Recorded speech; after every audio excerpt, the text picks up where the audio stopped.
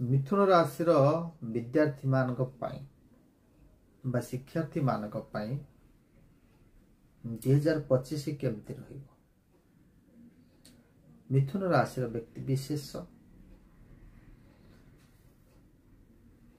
जदि fourth house कथा विचार करिबा कारण शिक्षार भाव होची फोर्थ हाउस।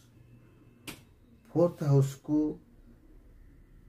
राहुदेव दशम भाव रे रही फोर्थ हाउस को दृष्टि दौरान देवगुरु बृहस्पति द्वादश भाव रे रही मध्य फोर्थ हाउस को दृष्टि दौरान।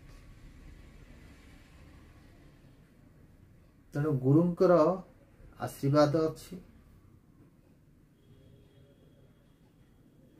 सेपटे राहुंकर आशीर्वाद मध्य रहुछि।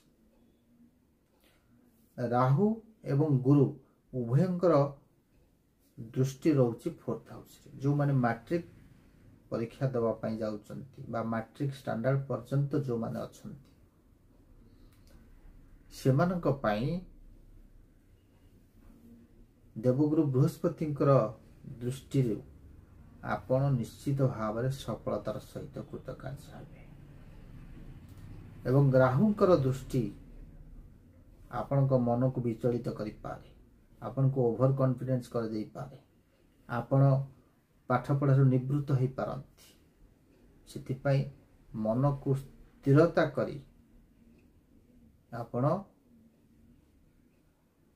अध्ययन करंतु निश्चित भाव में आपण सफलता पाइबे। जो माने कॉलेज रे पाठ पढ़ुचंती बा हायर स्टडी करूचंती ताठारु अधिक पढ़ुचंती फिफ्थ हाउस बा फिफ्थ पंचम भाव को जदि आमे विचार करिबा पंचम भाव को आपणकर शनिदेव कर दृष्टि रहुछि।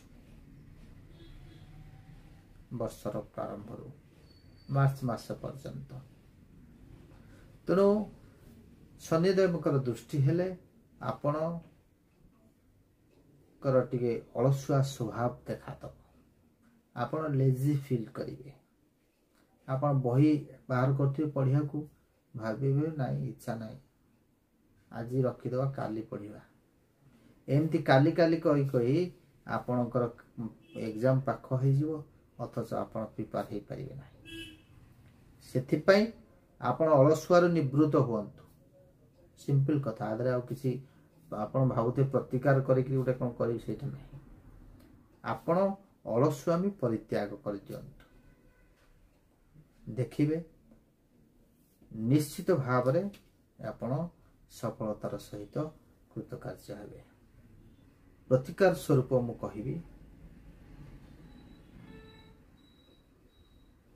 आपण प्रत्येक दिन प्रातः स्नान पर भगवान विष्णु को आराधना करंतु। भगवान विष्णु को निजर दुख जनातु। निश्चित भाव में आप सफलतार सहित कृतकार्य हेबे। जय जगन्नाथ।